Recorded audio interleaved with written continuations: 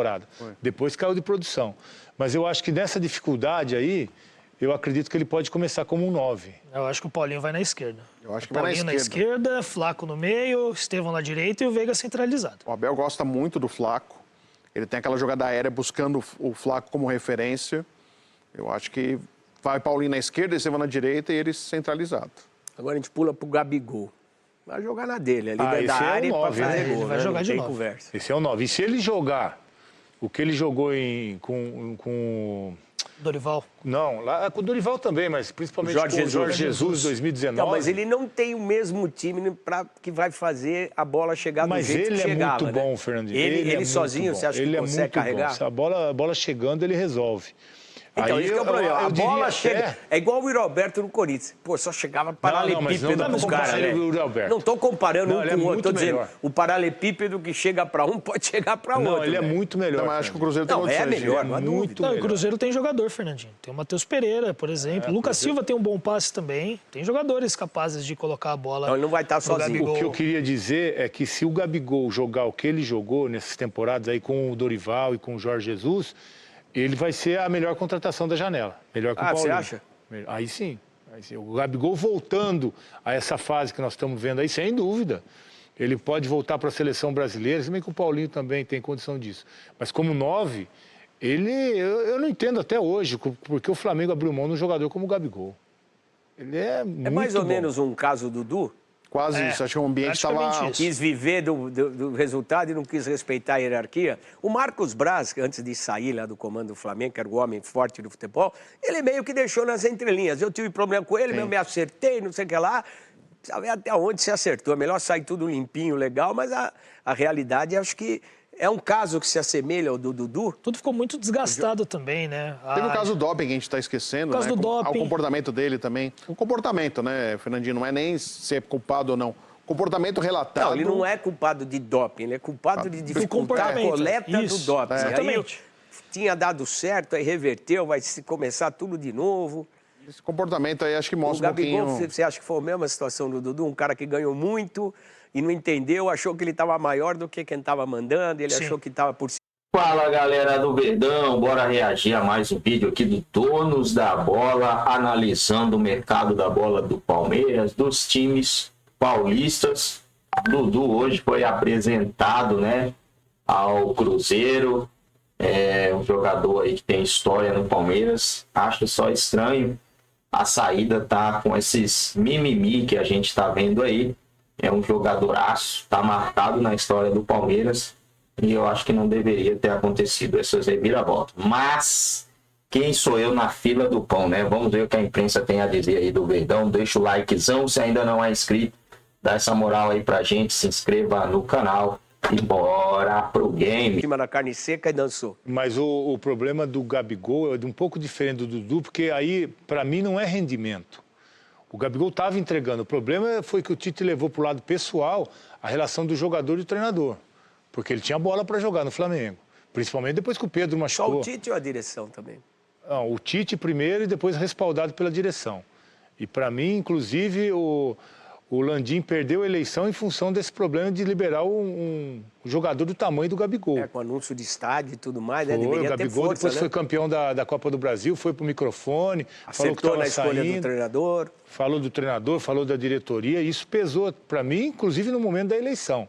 E aí sai o Gabigol que, a princípio, sem o Pedro, com o Pedro que ele queria jogar ali, até entendo que o Pedro sempre artilheiro, melhor artilheiro do Brasil, maior artilheiro do Brasil, enfim, tem números espetaculares, é difícil.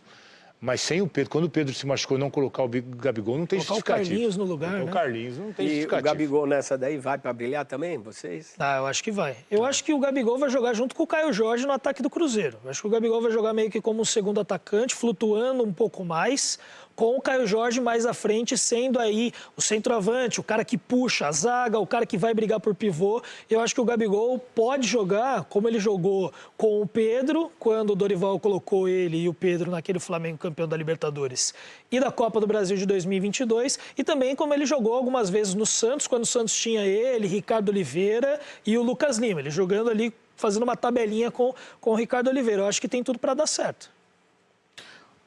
Eu acredito que o Gabigol vai dar certo no Cruzeiro, é um jogador que tem aí qualidade para fazer isso. Eu acho que tem como ele ser aí um responsável pelos gols. O Cruzeiro tentou no Caio Jorge e não deu certo, o Caio não foi bem. Tentou no Lautaro, um jogador que no Del Valle era excepcional. Todo mundo a gente via jogar no Del Valle contra clube brasileiro, jogava demais. No Cruzeiro não conseguiu jogar 1/3 que ele mostrou até agora. Então eu acho que o Gabigol vira uma referência importante. Tem o Dudu aí que pode tentar aí fazer uma dupla com ele. Eu acho que ganha muito o Cruzeiro na parte ofensiva e ganha qualidade técnica, né? Essa canhotinha dele aí dá trabalho. Me surpreende a falta de segurança com o Oscar. Por quê? Só porque jogou na China? O nível técnico é diferente, né? A China mudou muito, chegou a ter os estrangeiros e investir mais que a Liga Inglesa, caiu demais. Tecnicamente, o futebol perdeu qualidade de futebol chinês, perdeu investidores. Vou te dar um exemplo, o Hulk. Ficou quantos anos lá? Mas tá voando mas aqui. ele chegou no momento. Mas o Hulk, quando saiu de lá, era uma liga chinesa diferente. A liga chinesa mudou, Fernandinho. Hoje o investimento é menor, qualidade técnica menor. Hoje os times ficaram mais fracos tecnicamente. Eu tenho dúvida, muita dúvida em relação aos caras. O Paulo apostou mais na história do que no jogador? Apostou mais na história e se você observar também, a história do Oscar não se justifica um investimento como esse. Ele não teve história no São Paulo. Não teve história no São Paulo. Assim, a Copa que ele disputou com a seleção foi aquele vexame que a gente não consegue esquecer, né? Então, não sei, é um risco grande que o São Paulo, mais uma vez, coloca isso em cima de um jogador, contrata um jogador apenas, né? E libera vários aí, apostando só num jogador. O São Paulo tem feito isso repetido. Isso, Mari, vim pro lado de cá do muro para falar um pouquinho do Palmeiras. Se apresenta já na próxima segunda-feira. Começa uma temporada que é muito importante porque tem Mundial de Clubes, além de todas as competições tradicionais, Libertadores, Copa do Brasil, Brasileiro e Campeonato Paulista. A estreia será contra a Portuguesa no Allianz Parque. Bem, reforços, por enquanto 2 mais de peso. O Facundo Torres, que veio do Orlando City, e o Paulinho, na maior negociação do mercado nacional. O Paulinho que veio por um valor grande, ainda a cessão de 2 jogadores, o menino da base Patrick e o Gabriel Menino, formado também na base, mas que já estava com os profissionais há um bom tempo. Só que o Palmeiras não está parando por aí, muito pelo contrário, está de olho em alguns jogadores também muito importantes. O Andréas Pereira, do Fulham, é uma meta. O Palmeiras já passou dos 20 milhões de euros na proposta, mas por enquanto ainda não conseguiu fechar a negociação. Mas é um jogador que interessa demais. O Vila Sante do Grêmio também está numa relação de reforços. Aliás, o Gustavo Gomes ontem deu uma entrevista para uma rádio paraguaia, a Rádio Versus, e disse: olha, o Palmeiras antes da virada do ano me consultou sobre 3 jogadores paraguaios. O Alex Arce, atacante que é da LDU. O Isidro Pita estava no Cuiabá, está indo para o Red Bull Bragantino, e também sobre o Vila Sante. E claro, o Gustavo Gomes deu as melhores informações a respeito dos seus 3 companheiros de seleção paraguaia. Então o Palmeiras está de olho no mercado muito, mas muito promissor para reforçar ainda mais o time que já foi bem na temporada, embora não tenha conseguido os principais títulos, aqueles que ele mais queria, Brasileirão e Libertadores. Dito isso, o time vai se reapresentar com alguns jogadores que saíram, talvez o principal deles, o Dudu, que será apresentado amanhã pela equipe do Cruzeiro. Foi a grande baixa do Palmeiras. E agora há pouco saiu na Inglaterra uma informação, Daniel Bocato do site publicou ela no espn.com.br, que o Brighton fez uma 3ª proposta pelo zagueiro Vitor Reis. Uma proposta multimilionária, 25 milhões e meio de libras, 180 milhões de reais. Mesmo assim, a tendência de recusa do Palmeiras quer ficar com o Vitor Reis pelo menos até a disputa do Mundial deste ano de 2025, Mari. Tia Leila, então, também segurando o Palmeiras já tem 2 reforços garantidos. O Paulinho, que vai demorar um pouquinho para estrear, está se recuperando de uma lesão. Maior contratação do mercado nacional por enquanto. E também o Facundo Torres, mas não quer parar por aí. Está insistindo com o Andréas Pereira, 22 milhões de euros a proposta do Palmeiras para o jogador deixar o Fulham. E o Gustavo Gomes, que é um dos líderes do Palmeiras há muitos anos, deu uma entrevista no Paraguai ontem dizendo o seguinte: o Palmeiras me consultou sobre 3 jogadores paraguaios. O Isidro Pita já está com a sua carreira encaminhada, sai do Cuiabá, vai para o Red Bull Bragantino. O Alex Arce, que defende a LDU, atacante, e também o Vila Sante do Grêmio. E o Vila Sante é sim um grande alvo do Palmeiras ainda nesta temporada, uma tentativa de tirá-lo da equipe gaúcha e trazê-lo como reforço, formando aí um meio de campo muito forte com as chegadas que já aconteceram e com aquelas que o Palmeiras ainda pretende para 2025. Para fechar o Palmeiras, agora há pouco o Daniel Bocato, nosso companheiro do site, acabou de subir no site da ESPN uma informação importante. O Brighton, da primeira divisão da Premier League, fez uma 3ª proposta pelo zagueiro Vitor Reis. E essa proposta é milionária, 25 milhões e meio de libras, algo em torno de 180 milhões de reais. O Palmeiras, segundo essa matéria, deve recusar porque pretende que o Vitor Reis dispute o Mundial de Clubes no meio do ano para só então colocá-lo no mercado e tentar uma venda. Vou deixar vocês com uma pergunta aqui que me veio à cabeça. Quem, por enquanto, Abel, professor, Eugênio, fez a principal contratação no futebol paulista? Palmeiras com Paulinho, destaque do Atlético Mineiro, ou São Paulo com Oscar, que há muito tempo não joga no Brasil, mas que foi destaque até de seleção brasileira? E aí, o que vocês me respondem, companheiros? Essa é boa, hein? Mas é difícil, Parelha. Não é Parelha? Eu sou mais o Paulinho. Apesar da condição física ruim no último ano, eu acho que o Paulinho foi um jogador que aprovou no Galo. Ele sai por circunstâncias também da questão física, mas do valor que o Palmeiras pagou, eu fico com o Paulinho. Paulinho dá para dizer que é mais certo, mais por ele já estar habituado, já ter voltado há um tempo da Europa para o futebol brasileiro. Está mais ambientado. O Oscar, torcedor ter mais otimismo que ele vai dar certo, é isso? O Oscar tem a questão de já ter estado lá, né? Que pode ser até um problema, porque ele não saiu bem do São Paulo. Seria uma retomada. Uma retomada em todos os sentidos. O Paulinho, estando bem fisicamente, para mim é a principal contratação, inclusive, do ano, junto com o Gabigol, para o Cruzeiro. Aí transcendendo o estado de São Paulo, né? Que o Edu ficou ali só dos 2 rivais, mas o Paulinho é reforço de primeira prateleira. Eu acho que a questão toda passa por isso, né? Pelo Paulinho estar mais presente aqui no campo de visão dos brasileiros, né? De quem acompanha o futebol brasileiro. O Paulinho estava jogando aqui já há 2 anos ou 3 anos pelo... O Oscar é mais uma incógnita, né? O Oscar é um jogador que apareceu muito bem, muito bem. É um jogador titular de seleção brasileira, que jogou no Chelsea, sabe?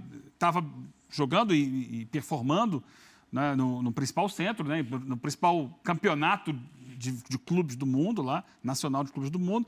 Mas ele fez uma opção por jogar na China. E ele joga na China há uma década. Muito tempo. Ou quase uma década. E é um futebol da China que, em algum momento, ele teve algum destaque, mas ele foi sendo esvaziado e o Oscar continuou lá. Então ele volta da China, porque ele tinha um baita de um contrato, um negócio absurdo que ele ganhava lá. Não fazia nenhum sentido ele sair, abandonar aquele contrato, porque o futebol chinês deixou de ser o Eldorado, né? Ele continuou lá até o fim, recebeu tudo o que tinha para receber. E ele volta para o Brasil, mas talvez no momento em que ele não esteja tão habituado à intensidade e à qualidade do que é o futebol brasileiro hoje, que evoluiu nesse período. O futebol brasileiro melhorou no aspecto tático, no aspecto físico, em várias questões, em outras não. Mas então, como vai ser a readaptação do Oscar ao futebol brasileiro é uma grande interrogação. O Paulinho a gente já sabe, embora esteja machucado, vai demorar um tempo para voltar, mas quando voltar, a gente imagina que ele recupere os melhores momentos dele de Atlético. Então, a impressão hoje é que o Paulinho é mais negócio. Mas o Oscar pode se adaptar rapidamente e recuperar o futebol que a gente sabe que ele tem. Ele é muito bom jogador, excelente jogador.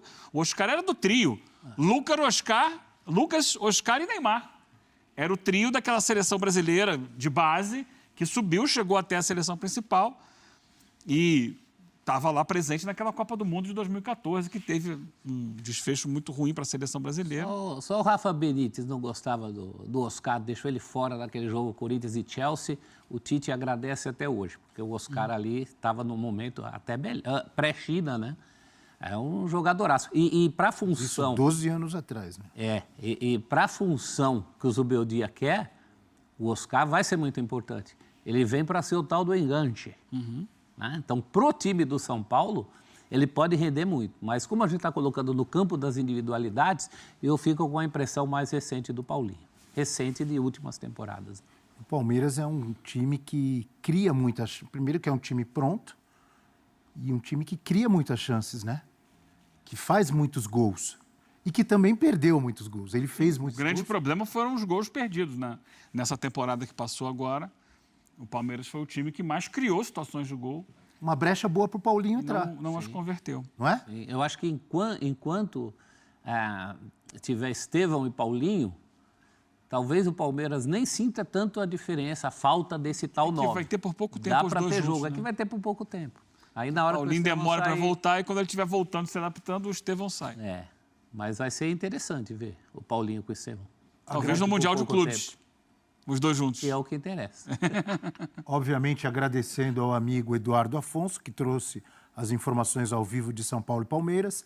E a gente faz um rápido intervalo no F360. Daqui a pouco a gente volta.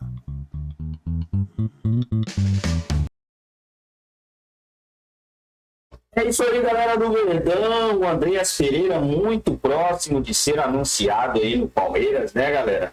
Tomara que essa contratação dê certo. Baita jogador, cara. Baita jogador. Quando eu vi na época o Flamengo deixando o Andreas Pereira ir embora, eu falei, cara, que diretoria fraca, né? Deixar um jogador desse porte, desse tamanho, ir embora por conta de um erro. E agora a gente vê que não é só por conta de um erro, né? Os caras deixou o Gabigol embora, cara. O cara fez gol na final. 2 gols na final da Copa do Brasil. O cara é o maior goleador de finais, cara. De finais. O cara é o maior goleador em finais. Os caras deixou o cara embora. E agora o Palmeiras vai ter esse baita jogador, jogador de seleção, jogador pronto, jogador de Premier League. 100 e poucos milhões de reais. Vale muito ter um jogador desse, porque se ele for o que ele mostra ser ali, nossa, o Palmeiras vai ser um baita time. Você tem esse cara, o Veiga, nossa, mano, vai ser o terror dos adversários. O terror dos adversários, porque o cara tem, igual o Veiga, uma batida de fora da área muito boa, batida colocada muito boa, visão de jogo, deve ser aterrorizante aí para os adversários do Palmeiras enfrentar esse time que vai ser uma verdadeira máquina, tendo o Paulinho ali. Só não entendi, não sei se o Gabigol não quis ir para o Palmeiras ou se a oferta do Palmeiras não foi atrativa a ele, né? Pode ter sido essa questão aí, mas na minha visão, na minha humilde opinião, entre Paulinho e Gabriel Barbosa, cara, eu ficaria com o Gabigol de longe, né?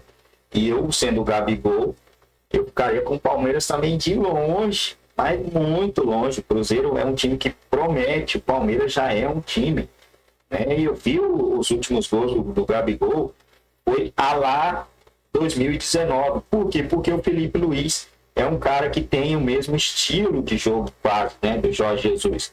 Então o Gabigol começou a fazer os gols que ele fazia ali em 2019. E eu falei, cara, esse cara na mão do Abel vai fazer chover. Vai fazer chover. Só que não sei o que aconteceu, ninguém sabe, né, galera?